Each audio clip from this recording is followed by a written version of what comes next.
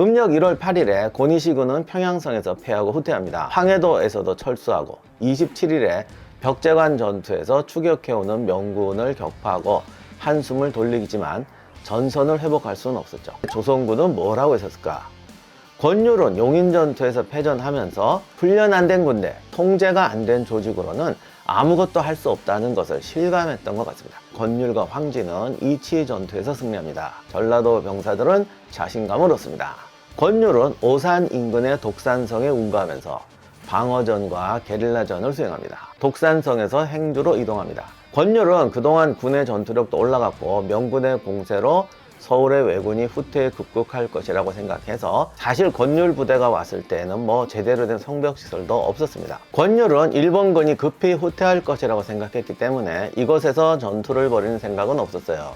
조방장 조경이 군대가 주둔할 때는 무조건 진지공사를 해야 된다. 이 틈에 조경이 진지공사를 강하게 벌입니다. 토성 기단 위에 목책을 설치한 게 전부였습니다. 예상을 깨고 행주산성으로 몰려옵니다. 병력이 무려 3만.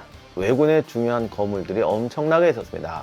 고니시 유키나카, 이시다 마스나리, 구로다 나가마사, 호소카와 다다오키, 거기에 총대장인 우키다 히데이에.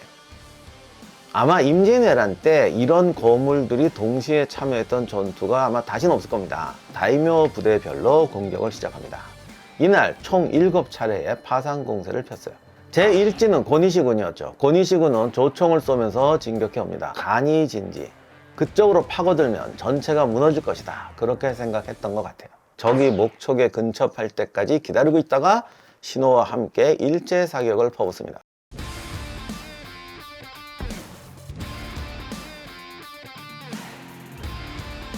적이 목촉에 근접할 때까지 기다리고 있다가 신호와 함께 일제 사격을 퍼붓습니다. 이날 변희중이 만든 화차까지 투입되는데, 이게 원래 조선에 있던 화차는 오늘날로 치면 다연장 로켓포 같이 이제 신기전이 바바박 나가는 그런 게 화차인데요. 변희중이 만든 화차는 그건 좀 달라요. 사방에 장갑판을 내서 수레 얹고, 그리고 3면에 걸쳐서 승차 총통을 40문을 달아 놓은 것이었습니다. 어떻게 보면 다연장 로켓포라기보다는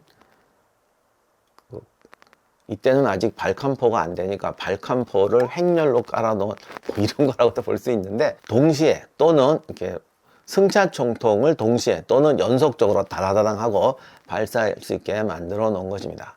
그런데 이게 이제 수레에다 화차를 만들었다니까 저희 어렸을 때는 뭐 탱크 같이 돼가지고 막 적진을 누비고 이런 것처럼 설명을 했는데, 사실 수레에 얹은 거는 이동의 편의를 위해서 그런 것이고, 이게 막 구르면서 적진을 누비고 이런 거라기보다는 기관총 진지 같이 딱 방어선 중심에 박혀서 그냥 일제 사격을 한다, 여기에 포인트가 있는 무기라고 봐야 합니다. 아무튼 근접전에서는 적이 밀집 대응으로 접근해 올 때 일제 사격으로 적의 대응에 타격을 주는 데는 상당히 효과적이었을 것이라고 생각됩니다. 실제로 조선군의 일제 사격에 고니시군은 돈자 내고 도주합니다. 이지는 이시다 미시나리 부대였어요. 실전 지휘는 아래 장수들이 했겠죠. 이시다 미시나리야 뭐 완전 서생이니까 뭐 좌우지간에 이번에도 고니시군과 똑같이 이진이 붕괴됩니다. 삼지는 구로다 나가마사의 군대입니다. 이 아저씨는 상당히 세긴 세죠. 고니시와 이시다의 패전을 본 그는 아마도 속으로는 이 멍청한 놈들이라고 했을 거예요. 조선군을 너무 얕보고 방어선 앞으로 보병이 그냥 뭐 총 쏘고 소리치고 북치면서 그냥 걸어 들어갔으니까 구로다는 보병의 전진을 중지시킵니다. 근데 뭐 구로다가 똑똑하지 않아도 이 정도 있으면 당연히 그렇게 하겠죠. 조총병을 운제에 태워서 목책에 접근시킵니다.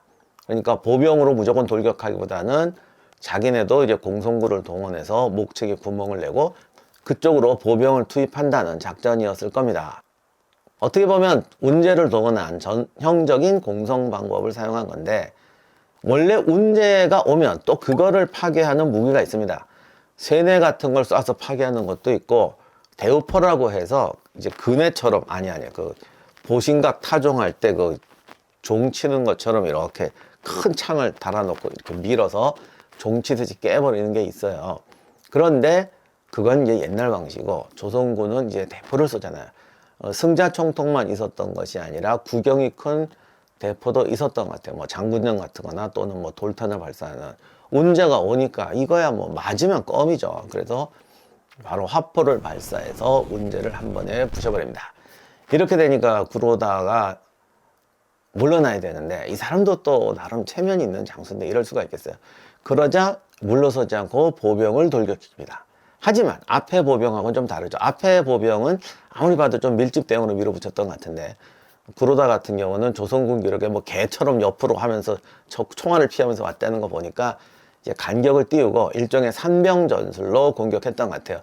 뭐 그렇다고 오늘날처럼 뭐 각계약진 정도까지는 아니겠지만 어느 정도 넓은 대형을 유지하면서 이렇게 뭐 전투 좀 해봤으니까 얘들이 이렇게 뭐 하여간 각계약진 비슷하게 돌진해 왔던 것 같습니다. 그러자 조선군이 당시에 이제 승자총통이나 이런 산탄은 아무래도 그 명중률이 떨어지니까, 물론 산탄 같은 경우는 좀 위력이 있겠지만 명중률이 떨어지니까 한 발 한 발 저격하기는 쉽지 않죠. 발사 속도도 느리고. 하지만 조선군은 또 산탄도 있고 또 이런 경우는 진짜인지 모르겠는데 활 앞에다가 원래 총알을 쏘는 게 활을 쏘기도 하는데 화포로 거기다가 칼날을 뭐 2개씩 붙였대나 그래갖고 쐈대요. 칼날을 이렇게 붙였는지 이렇게 붙였는지 모르겠지만 이게 진짜라고 하면 이렇게 날아가면서 휘청거리면서 쓸고 지나가는 거죠.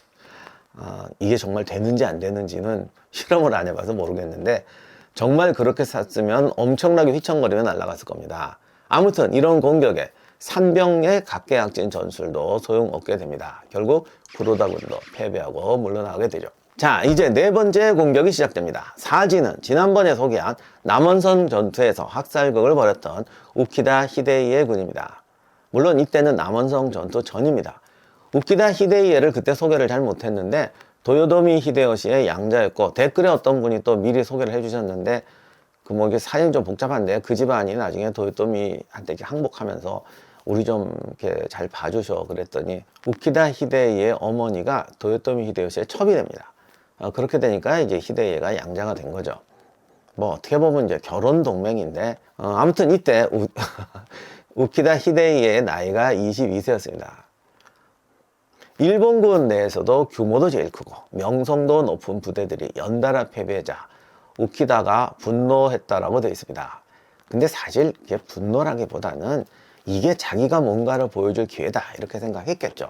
사실 자기가 총대장이긴 하지만 나이도 젊고 뭐 다른 사람에 비해서 뭐 세운 것도 없잖아요. 그러니까 이럴 때 한번 보여주면 내가 정말 채통이 쓴다. 사실 우키다 히데이가 총대장이라고 하지만 고니시하고 가토 키요마사가 싸울 때 어디 명함이나 내밀었나. 그러니까 본인은 아마 오늘 뭔가를 진짜 보여서 내가 진짜 이거 뭔가 해야 된다 이런 생각을 했을 겁니다. 자, 그런데 앞에 3번의 공격에서 아무 생각 없이 밀고 들어갔던 1진과 2진은 뭐 그냥 망했고 뭔가 머리를 써봤던 구로다의 전술도 실패했습니다. 그럼 어떻게 해야 되냐? 뭐 어떻게 해요? 이럴 때는 전술이 안 되면 다시 앞으로 돌아가서 일본식으로 말하면 정신력으로 밀어붙이는 거죠. 아마 우키다 본인도 꽤 선두에 나서서 지휘했던 것 같습니다. 어쨌든 그는 병력을 다시 집결시켜서 전우의 시체를 넘고 넘어 이런 방식으로 밀어붙이는 공세를 감행합니다. 그 생각도 나름 일리는 있는 게 그 앞에 부대들은 사실 전투 의지가 별로 없었던 것 같아요. 고니시군은 평양에서 깨지고 돌아왔고 다들 지쳐 있으니까. 그래서 우키다는 자기가 진두지휘해서 밀어붙입니다. 이게 어느 정도 효과는 있었어요. 행조산성의 좁은 비탈에 이게 층층이 토성에 있는 구조인데 조선군 1차 방어선이 우키다의 공세에 무너집니다. 다 무너지는 건 아니고 일부가 뚫렸고 일부 군대가 2차 방어선까지 육박합니다. 목책에 불이 붙었고 조선군은 준비해둔 물을 부어서 화재를 진압하면서 전투가 계속됩니다. 사실 이 불은 목책을 태우는 보다 조선군을 동요시키는 데 더 위력이 있습니다. 그러니까 화공을 했다 그러면 그런 의미가 더 큰 것 같아요. 왜냐하면 일선에서 버티는 병사들은 사실 이쪽 저쪽이 뚫렸는지 아닌지 잘 몰라요. 그리고 2선에 있는 병사도 이게 산이 휘어 있어서 안 보일 수도 있습니다. 그런데 불 나고 연기 나고 그러면 이게 무너졌구나 뚫렸구나 이런 생각에 전체가 붕괴하게 되는 거죠. 그렇게 불과 용기가 조선군의 공황을 유발하고 특히 2선 앞에 있는 1선 부대에게 공황을 유발하기를 기대했던 것 같은데 이번에도 조선군이 무너지지 않습니다.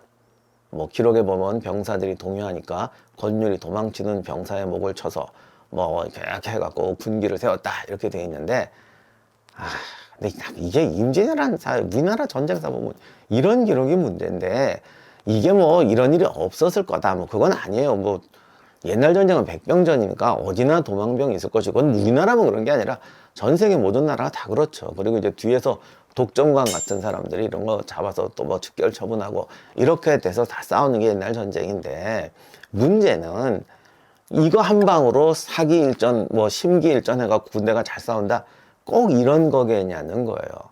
그러니까 이런 거는 항상 벌어지는 일이지만 이게 전부다, 이게 결정적이다 라고 가르치는 것은 전쟁을 너무 단순 순진하게 또는 천편일률적으로 묘사하는 거라고 봐야 됩니다. 이게 전황을 바꾸는 결정적인 건 아니죠. 이거를 잘못 배워놓으니까 이건 유생들이 의병 만들라고 이상한 짓 하고 그러는데, 아무튼 이런 것만 써놓고 구체적인 얘기를 안 써놓으니까 내가 정말 답답해요. 사실 행주산성 전투는 수성전이고 배수진이고 좁고 밀집된 공간이라서, 그러니까 통제를 잃지 않고 병사들이 결사적으로 싸울 수 있는 조건이 됩니다. 그러니까 뒤에서 뚫렸다, 뭐 불난다 해도 병사들이 버틸 수 있는 거죠.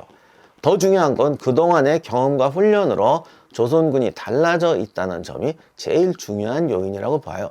실제로 현장에서 지휘했던 권율은 내가 목을 쳤더니 겁쟁이 병사들이 죽기 살기로 싸우더라 이렇게 말하지 않고, 달라진 조선 병사들의 수준과 사기가 이 전투를 승리로 이끈 주요한 요인이었다고 꼽고 있습니다. 물론 요거는 이제 직접적으로 이렇게 말한 건 아니고 전체 서술을 봤을 때 이런 의미로 이해할 수 있다는 겁니다. 전투가 한창 치열할 때 우키다 히데이에가 낙마합니다. 이진이 물러났을 때 같이 물러나지 않고 끝까지 남아있었던 이시다도 이때 부상을 입습니다. 전국시대의 유명한 다이묘였던 모리 가문의 장수로 2차 목책에서 불을 질렀던 기카와 히로이에도 중상을 입고 낙마합니다. 제가 일본군 장수들을 일일이 소개할 수가 없는데, 오늘 이름을 언급한 장수들이 일본에서 어느 정도 레벨인가는 그냥 여러분이 인터넷에 한번 검색만 해보셔도 알 수 있을 것 같아요. 아니면 세키가하라 전투를 한번 자세히 보시면 거기도 세키가하라 전투도 뭐 인터넷에 웬만큼 자세히 나와 있으니까 여기 나오는 사람들의 이야기를 볼 수 있을 겁니다. 아무튼 나중에 이들은 세키가하라에서 동군과 서군으로 나뉘어서 싸우지만, 행주산성 전투는 세키가하라 동호회가 집단으로 망신을 당하는 날이었죠. 전쟁터에서의 망신이라는 게 물론 대패, 결정적인 패배 이런 것도 망신이지만, 또 어떻게 보면 체면 중요하던 사회에서 이게 뭔가 하여간 기록으로 봤을 때 이런 집단 망신은 임진왜란사에서 정말 유일무이한 날이었을 겁니다. 우시다, 이시다, 기카와 이 세 명의 장수가 부상을 입고 낙마하는 순간이 행주산성 전투의 첫 번째 클라이막스입니다. 그럼 두 번째 클라이막스는 뭐냐?